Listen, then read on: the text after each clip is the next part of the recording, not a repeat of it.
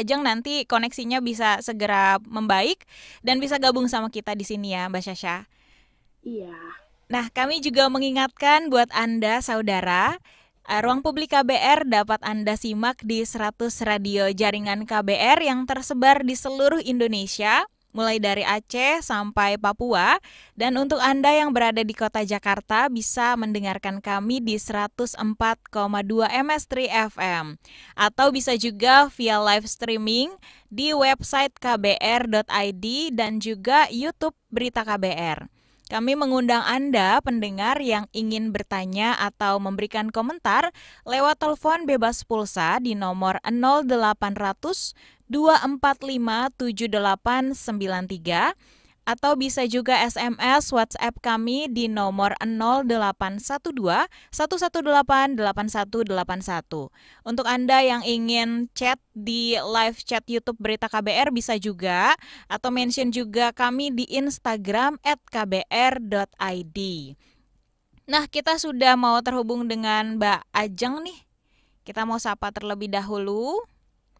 Halo, selamat pagi Mbak Ajeng.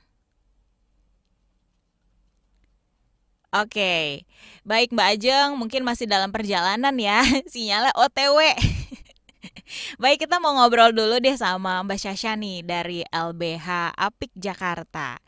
Mbak Syasha, bisa pertama-tama dijelaskan ke kita sebenarnya apa sih definisi dari kekerasan dalam berpacaran nih Mbak Syasha? Oke, kalau kekerasan dalam pacaran biasa kita sebutnya itu KDP kalau disingkat. Jadi di kalangan anak muda mungkin lebih familiar sama istilah KDP, Oke. kekerasan dalam pacaran. Nah, kekerasan dalam pacaran itu merupakan perilaku, baik perilaku gitu ya, perlakuan gitu ya, yang mengandung kekerasan, unsur-unsur kekerasan di dalam hubungan atau relasi pacaran gitu. Nah, biasanya anak-anak muda nih khususnya itu masih kurang familiar sama bentuk-bentuknya. Padahal sebenarnya kekerasan dalam pacaran tuh bentuknya banyak gitu sih. Yep.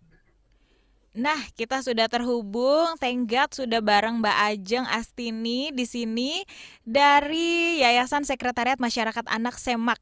Halo, selamat pagi Mbak Ajeng. Bisa dinyalain? Pagi, Oke. bisa. Oke, aman ya Mbak Ajeng ya.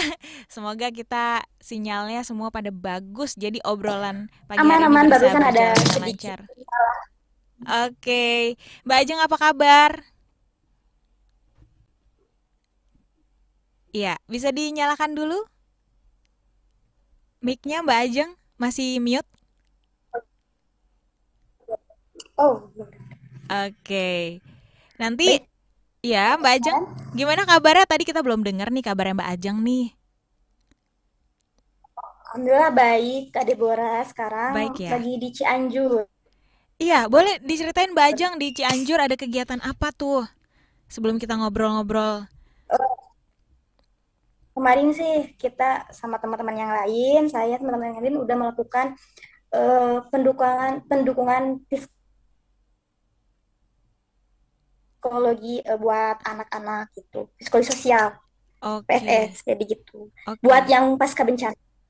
Oke, berarti dari Semak ini ya, berangkat ke sana untuk memberi dukungan secara psikologi sosial buat anak-anak adik-adik di sana. Nah, kita balik lagi ke Mbak Syasha dulu nih. Tadi kan Mbak Syasha sudah mendefinisikan yang namanya kekerasan dalam pacaran atau KDP yang biasa diketahui oleh anak-anak zaman now.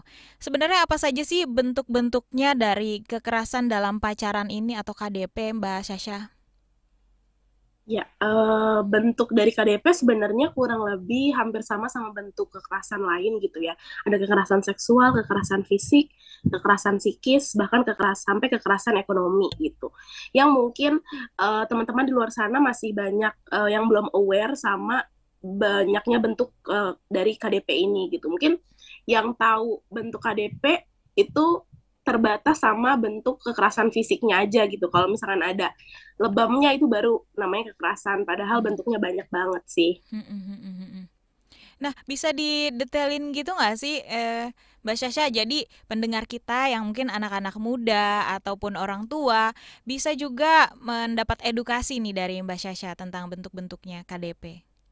Oke, kalau bentuk KDP tadi yang pertama aku sebut itu ada kekerasan fisik. Nah, kalau kekerasan fisik ini itu contohnya kayak memukul, Mm-mm. kayak menampar, menendang dan lain-lain ya. Pokoknya ada tindak fisiknya gitu antara satu orang dan orang yang lain dalam hubungan relasi pacaran itu gitu. Mm-mm. Terus kalau misalkan kekerasan emosional atau kekerasan psikis itu adalah kekerasan yang unsurnya itu seperti mengancam, memanggil dengan sebutan yang mempermalukan, Mm-mm. terus juga mengejek yang membuat korban ini terlukanya secara fisik, secara psikis. Psikis. Selanjutnya ada kekerasan, ya, selanjutnya ada Mm-mm. kekerasan seksual. Nah, ini kalau kekerasan seksual itu adalah contohnya seperti um, memeluk atau mencium tanpa konsen, lalu juga ada kekerasan seksual yang ada penetrasi tapi juga tanpa konsen, itu masuk ke kekerasan seksual Mm-mm. yang juga mungkin di dalamnya disertai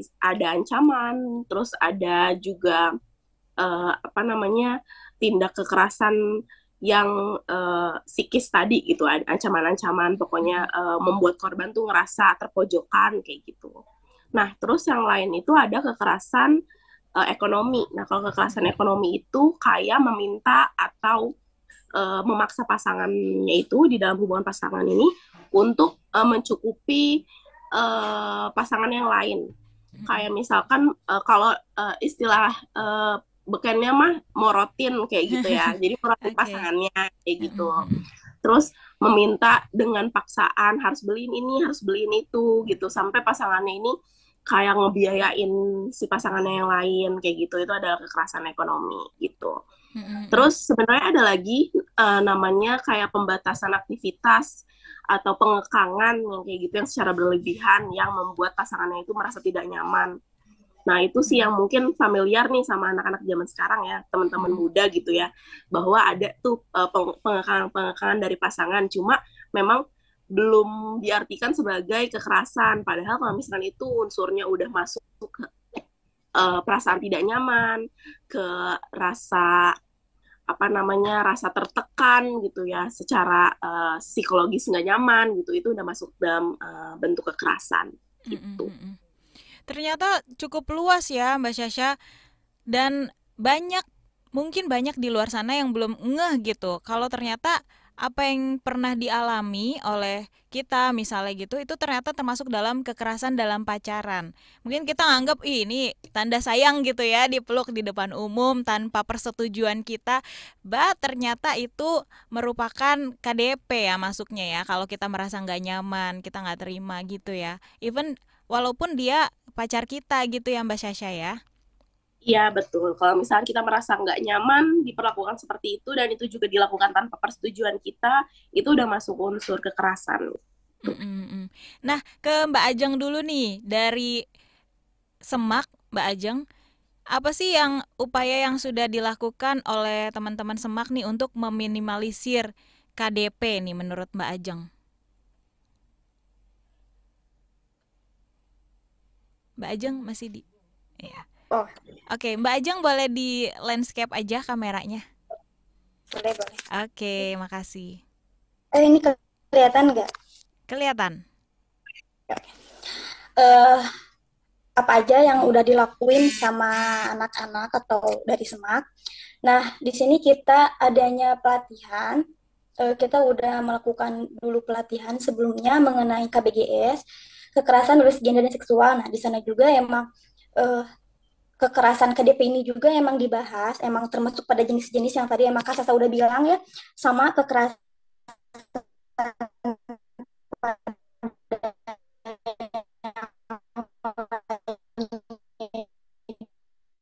juga kekerasan KDP juga sama jenis-jenisnya atau bentuk-bentuknya. Memberikan pembelajaran pelatihan atau mengenai kekerasan. Setelah itu, bukan setiap hari, sebulan sekali kita melakukan pertemuan bulanan bersama anak-anak. Di sana kita bercerita untuk menggali informasi mengenai kasus yang ada di sekitar kita, seperti di lingkungan mereka masing-masing ada yang kekerasan. Mereka sering bercerita, apalagi tentang kekerasan yang dalam pacaran KDP ini. Mereka sering berbicara, teman saya ada yang kayak gini.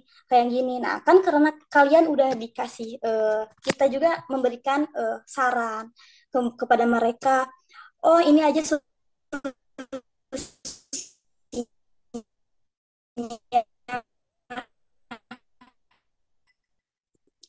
Baik, sepertinya Mbak Ajeng sinyalnya agak naik turun nih ya.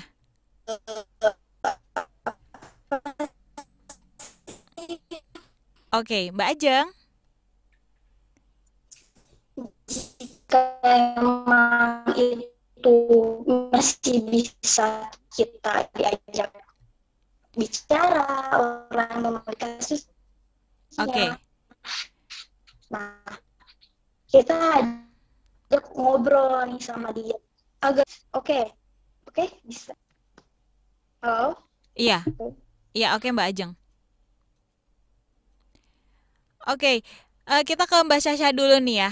Mbak Ajeng bisa ditahan dulu karena mungkin sinyalnya agak gangguan kalau di sana sedikit. Kita ke Mbak Syasha dulu. Sejauh mana sih menurut Mbak Syasha nih kasus kekerasan dalam berpacaran ini terjadi di Indonesia? Adakah data terbarunya dari LBH Apik Jakarta, Mbak Syasha? Oke, kalau dari LBP Jakarta sendiri, kita baru mau launching Catahu atau catatan tahunan itu di Desember tanggal 10 nanti. Jadi untuk data 2022, data kasus tahun 2022 yang masuk itu nanti akan di-launch tanggal 10 Desember. Nah, kalau di 2021 sendiri datanya, itu kasus kekerasan dalam pacaran yang masuk ke LBP Jakarta itu ada sekitar 70-an kasus. Jadi itu masuk ke 5 besar kasus tertinggi yang diadukan di LBH Jakarta gitu. Dan bentuk kekerasannya juga yang masuk itu ada beragam, ada kekerasan seksual, juga kekerasan psikis, terus juga ada kekerasan fisik juga. Dan seringkali korban yang melaporkan itu mengalami kekerasan yang berlapis gitu, Kak. Kekerasan berlapis itu seperti apa contohnya, Mbak Syasha? Nah, contohnya itu kalau korban kekerasan itu kita bisa asumsikan gitu ya, pasti akan mendapatkan kekerasan yang berlapis daripada kekerasan yang sebelumnya. Kayak misalkan dia dapat kekerasan seksual, itu bisa juga kekerasan, bisa juga psikisnya itu terganggu, psikisnya itu tertekan juga gitu, dan dia perlu pendampingan secara psikis. Jadi itu udah ada dua bentuk kekerasan yang dia dapatkan, yaitu kekerasan seksual dan kekerasan psikis kayak gitu. Jadi contohnya kayak gitu, kekerasan yang berlapis. Oke, kue aja ya berlapis, ternyata kekerasan juga bisa berlapis. Oke, Mbak Syasha dan Mbak Ajeng, kita harus jeda dulu. Nanti kita akan lanjut obrol setelah iklan berikut ini, dan kami juga mengundang Anda yang mau bertanya, berkomentar via telepon di 0800 245 7893 atau di nomor WhatsApp kami 0812 118 8181.